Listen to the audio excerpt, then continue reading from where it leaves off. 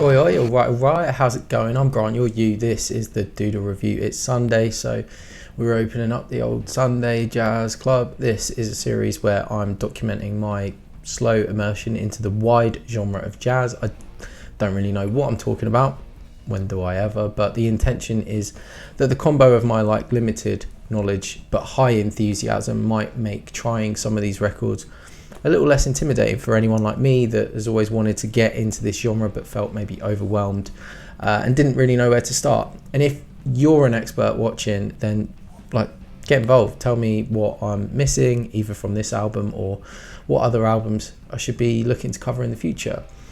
Today's episode, we're broadening that definition of jazz just a bit, just a lot really. We're delving into an album by a solo pianist whose compositions probably sit more in the field of classical or neoclassical or experimental classical, whatever you want, some sort of classical. Kelly Moran's record, Move in the Field. This album came out back in March of this year and is the artist's third official studio album and first since 2018.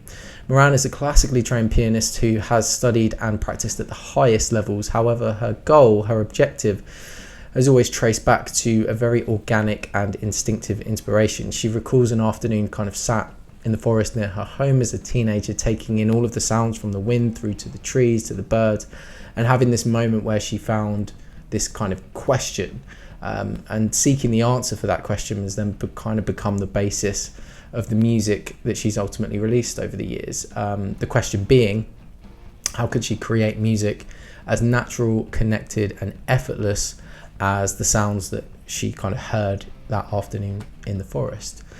And this led her to the first album, Blood Root, in 2017, which immediately caught the attention of experimental and classical audiences, leading her to get signed to Warp Records, shortly after which provided an avenue to release a really fast follow-up, Ultraviolet, in 2018.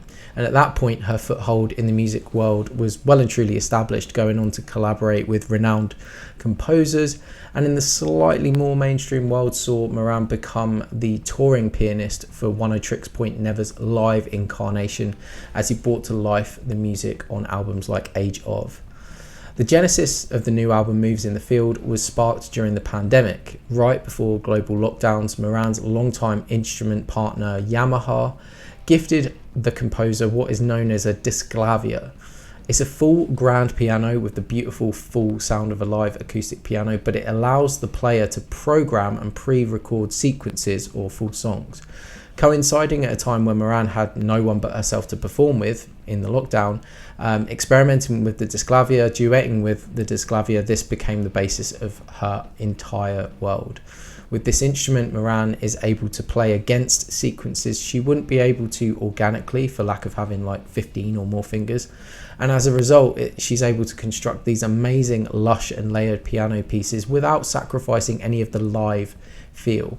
Instead of just layering parts in the computer, she is setting one part of her composition and then performing against that, leaning in and leaning out of any flourishes at any one time, creating this kind of back and forth conversation.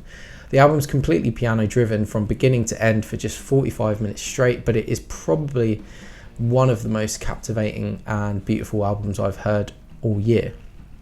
One of my favourite tracks is the piece Sodalis 2. It begins with these very calming chords, initially just a simple progression. It feels very broad, and as the piece progresses, Moran begins to pick out one of the most memorable melodies in the entire set, and this becomes a motif that ends in this two ascending note kind of thing, and those notes stand out in a really stark emotive way that just stick with you, and they become a springboard for Moran to expand upon that with the depth of the subsequent chords that follow.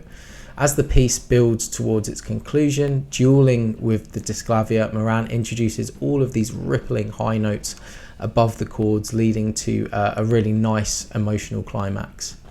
Superhuman is another piece I responded to immediately. The central chords seem to tell this story of strength, with the movement of the track seeming to build the confidence and stature of this melodic kind of protagonist over time.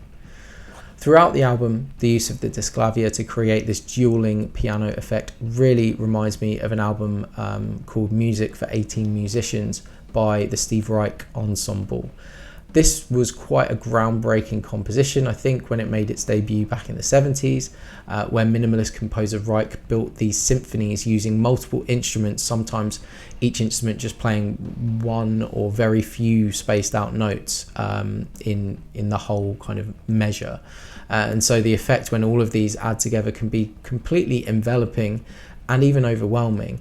I'd highly recommend checking it out if you've not heard it before.